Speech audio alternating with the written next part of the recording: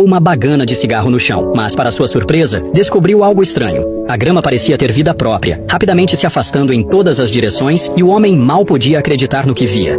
Curioso, ele estendeu a mão para tocar o solo, e para esclarecer sua dúvida, Nick pegou uma barra de ferro e a cravou no chão com força, apenas para descobrir que aquilo não era terra.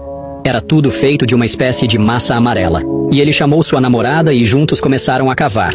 Os dois passaram horas escavando, mas não encontraram nenhuma pista, e de repente, um som estranho veio do céu. Era um barulho extremamente perturbador, e pensando que ter uma visão mais alta poderia ajudá-los, decidiram subir em uma escada. E quando Nick finalmente chegou ao telhado, o que viu o deixou boquiaberto. O horizonte inteiro era preenchido por casas idênticas, até mesmo as nuvens no céu eram incrivelmente uniformes. Mas para entender essa história, precisamos voltar alguns meses. Nick e sua namorada visitaram um estande de vendas de imóveis com a intenção de comprar uma casa para morar depois do casamento. E lá, foram atendidos por um corretor com um olhar estranho, que os recebeu calorosamente e começou a falar sobre o empreendimento. Ele afirmou que, apesar de o condomínio estar localizado na periferia, todas as casas eram belíssimas mansões. No entanto, assim que entraram no condomínio, algo parecia errado. Todas as casas eram idênticas e, estranhamente, não havia ninguém à vista.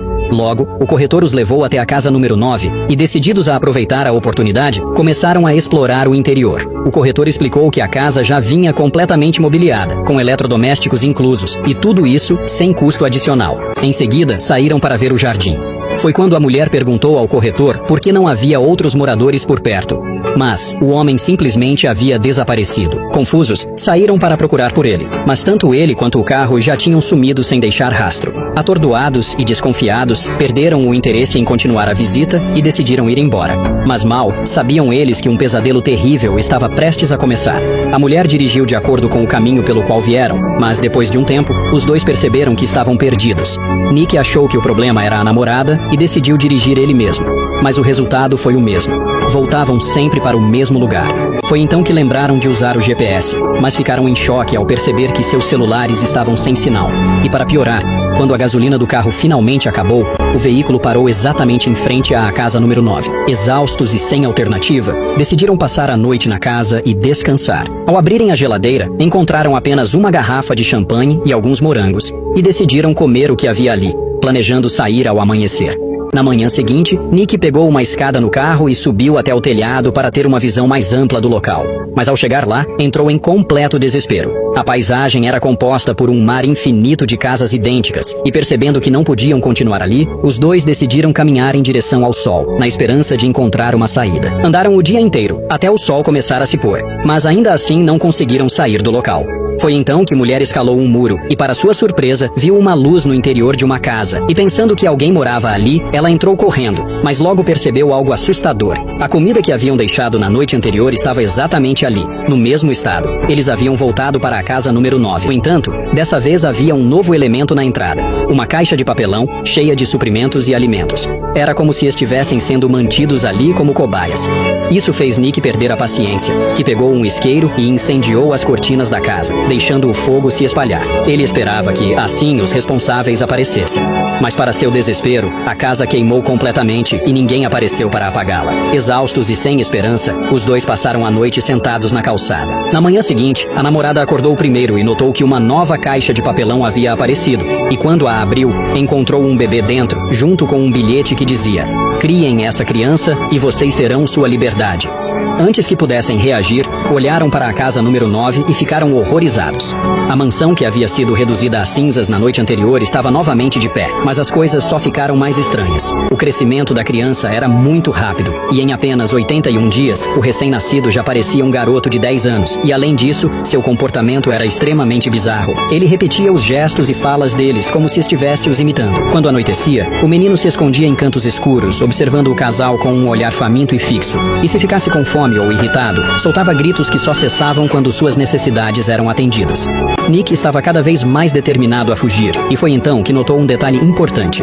Todos os dias, o lixo que produziam era colocado dentro da caixa de papelão. Se a deixassem na rua, alguém a recolhia e deixava novos suprimentos, e Nick decidiu ficar de olho para capturar quem estava por trás daquilo. Mas no momento que desviou o olhar por um segundo, a caixa já havia sido substituída. Enquanto a namorada aceitava o destino deles, Nick continuava buscando uma saída. Até que, ao jogar um cigarro no chão, notou algo estranho.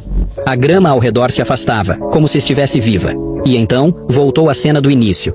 Determinado a cavar, certo de que o subsolo escondia um caminho para o mundo exterior, ele escavou sem descanso por 2 semanas, mas não encontrou nada. A namorada via tudo isso com dor no coração e queria fazer Nick a desistir, mas sabia muito bem que naquele ambiente estranho, cavar buracos havia se tornado a única válvula de escape emocional de seu namorado. Enquanto isso, o menino daquela casa ficava cada vez mais esquisito. Durante a noite, quando tudo estava em silêncio, ele ligava à TV e assistia a vídeos com imagens perturbadoras, e esse comportamento antinatural causava repulsa em Nick e sua namorada. Mesmo desligando a TV à força, o garoto insistia em ligá-la novamente, deixando os dois perplexos, e além disso, seu apetite crescia sem controle. Se a comida não fosse suficiente, ele começava a gritar incessantemente. Nick, já sem paciência para lidar com aquela criatura, jogou a comida contra a parede e o trancou dentro de um carro estacionado na rua. Contudo, ao ouvir os gritos do menino, a mulher não teve coragem de ignorá-lo, e ela arrancou a chave das mãos de Nick, libertando o garoto, apesar da oposição do namorado.